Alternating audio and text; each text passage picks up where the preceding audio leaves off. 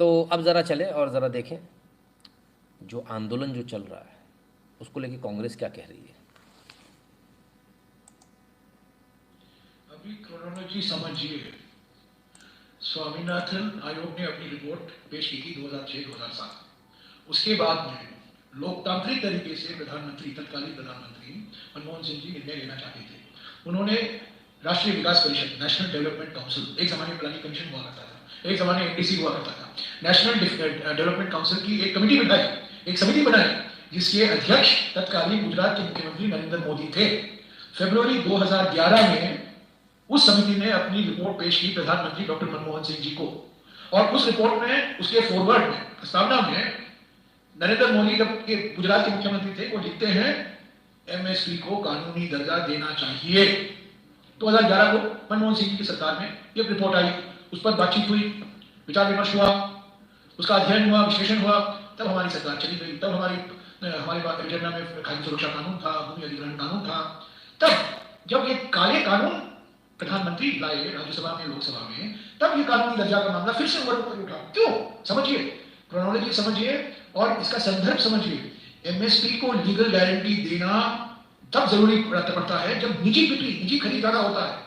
वो जो 3 काले कानून लाए गए थे, वो सारे हमारे कृषि का निजीकरण हो रहा था। निजी कंपनियों को पूरी छूट दी जा रही थी कि आप जाके खरीदो, गेहूं खरीदो, दाल खरीदो, सब खरीदो। तो इसीलिए किसान संगठन ने कहा, भाई आप दरवाजे खोल रहे हो निजी कंपनियों के लिए, वो एमएसपी दाम जो खरीदेंगे एमएसपी से कम होगा, इसीलिए आप एमएसपी को कानूनी दर्जा दीजिए। यही तो हुई ना बात। तो इसीलिए हम आज कह रहे हैं, कल कांग्रेस अध्यक्ष ने कहा, राहुल जी ने कहा, क्यों? किसान संगठनों की मांग है, अन्नदाता हमारे देश, हमारे।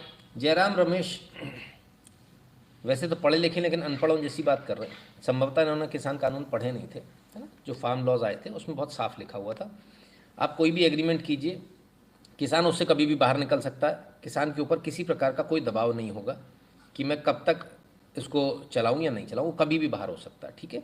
उसको जहाँ ज़्यादा कीमत मिलेगी वहाँ बेच देगा वो। आपसे एग्रीमेंट के बावजूद वो बंधा हुआ नहीं। दूसरी बात, आप उससे एग्रीमेंट से विड्रॉ नहीं कर सकते, यानी अगर उसको मंडी में ज़्यादा रेट मिल रहा है तो मंडी में बेच देगा। अगर उसको एमएसपी से नीचे तो आप खरीद ही नहीं सकते, गैर कानूनी था, जेल के प्रावधान था एमएसपी से नीचे खरीदने का, ठीक है।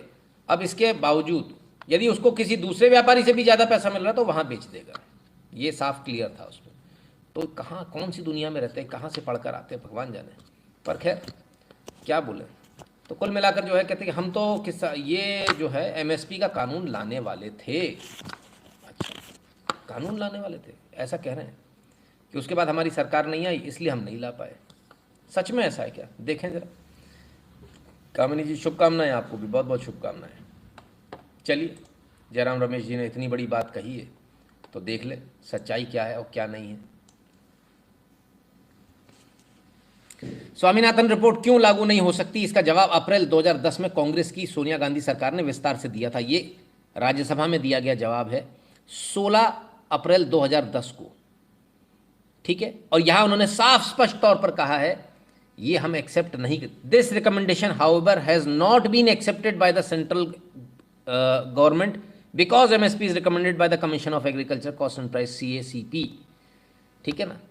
तो कहते हैं ये पॉसिबल नहीं है, ये हम एक्सेप्ट ही नहीं कर रहे। स्वामीनाथन रिपोर्ट को तो आपने एक्सेप्ट ही नहीं किया था, आपने राज्यसभा में लिख कर दिया था, तो उस समय झूठ दिया था, झूठा लिखा था क्या? तो कांग्रेस पर इसके लिए कार्रवाई होनी चाहिए। राज्यसभा में झूठ नहीं बोलते आप, बोल ही नहीं सकते, टेक्निकली पॉसिबल ही नहीं है। तो अब आप झूठ बोल रहे हो बाहर आके, ठीक है, क्लियर है। गजब का झूठ है साहब, गजब का झूठ, बड़े गजब के फ्रॉड लोग हैं।